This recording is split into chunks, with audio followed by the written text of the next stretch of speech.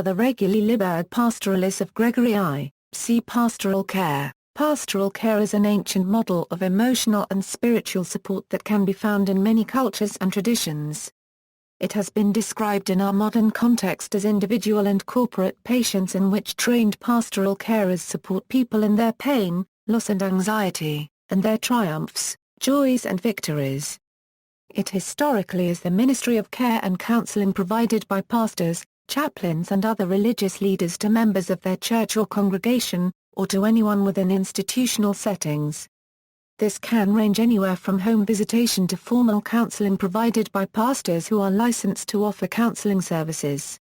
On the other hand, pastoral practice refers to how an idea is applied or used when giving spiritual guidance. Pastoral care is also a term applied where people offer help and caring to others in their church or wider community. Pastoral care in this sense can be applied to listening, supporting, encouraging and befriending. Pastoral care can also be a term generally applied to the practice of looking after the personal and social well-being of children or students under the care of a teacher or rabbi. It can encompass a wide variety of issues including health, social and moral education, behavior management and emotional support. This usage is more common in the United Kingdom and Commonwealth countries such as Australia and New Zealand, where it is also used for student support services. Definition of pastoral role. Modern context. Just as the theory and philosophy of pastoral care does not depend on any one set of beliefs or traditions, so those administering pastoral care receive training to relate gently and skillfully with the inner world of individuals from all walks of life, and with the elements that go to make up that person's sense of self, their inner resources, resilience and capacity to cope. Historically Christian in its origins, the pastoral care movement has expanded to embrace many different faiths.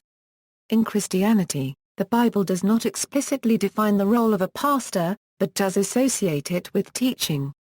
Pastoral care involves shepherding the flock. Shepherding involves protection, tending to needs, strengthening the weak, encouragement, feeding the flock, making provision, shielding, refreshing, restoring, leading by example to move people on in their pursuit of holiness, comforting, guiding. Cure of souls. In some denominations of Christianity, the cure of souls, an archaic translation which is better rendered today as care of souls, is the exercise by priests of their office.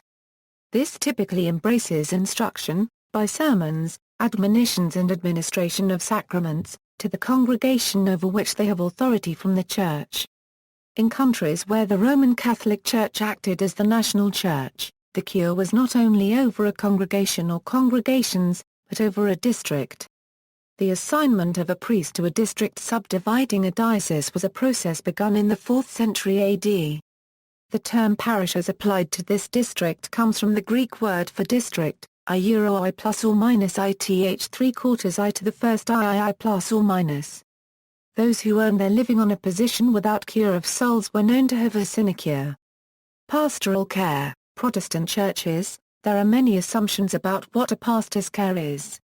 Commonly, a pastor's main job is to preach messages in mainline Protestant churches, but in addition to preaching sermons, pastors are also expected to be involved in local ministries, such as hospital chaplaincy, visitation, funerals, weddings and organizing religious activities.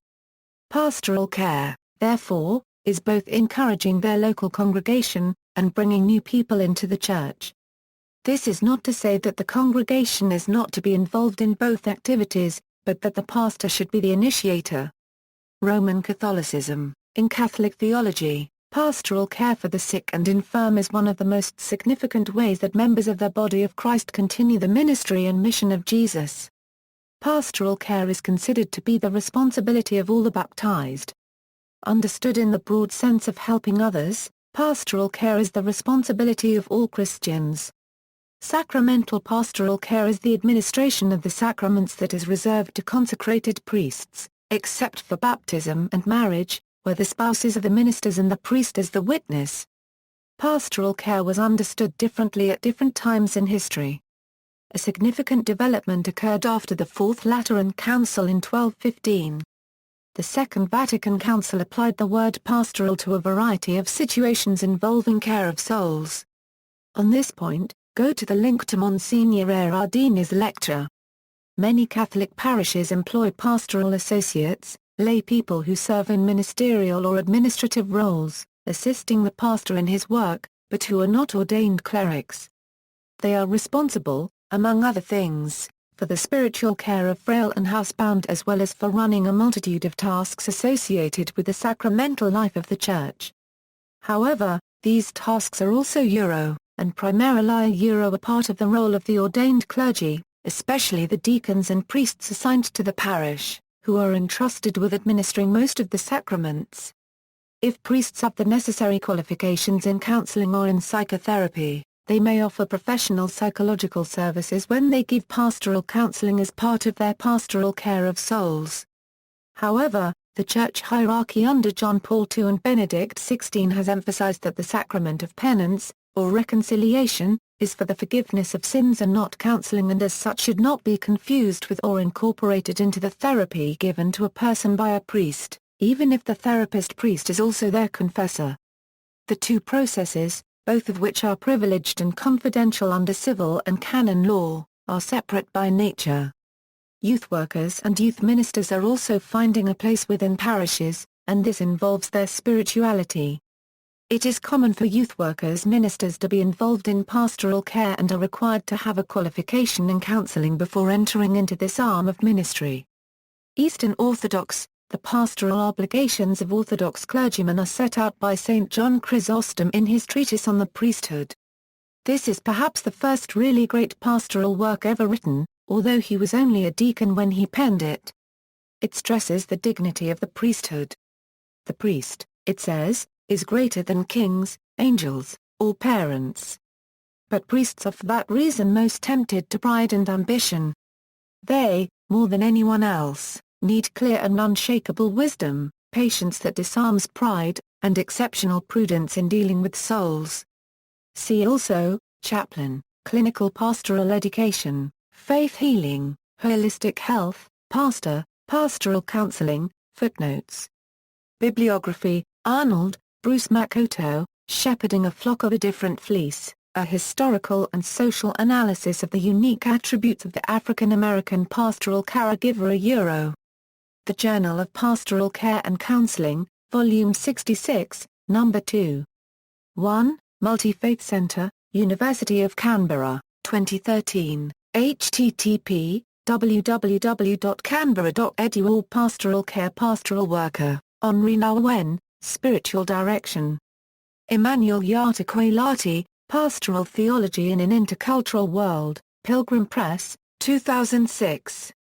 Neil Pembroke, Renewing Pastoral Practice, Trinitarian Perspectives on Pastoral Care and Counseling. Beth Allison Barr, The Pastoral Care of Women in Late Medieval England. Georgia Ross, Evaluating Models of Christian Counseling, Whitford Stock, 2011. External links, St. Thomas Aquinas and the Third Millennium, by Leonard Boyle. The Pastoral Nature of Vatican II, An Evaluation, by Brunero Erardini. Translation of, Salendo Pastorale del Vaticano II, Una Valutazione in Concilio Vaticano II, Un Concilio Pastorale.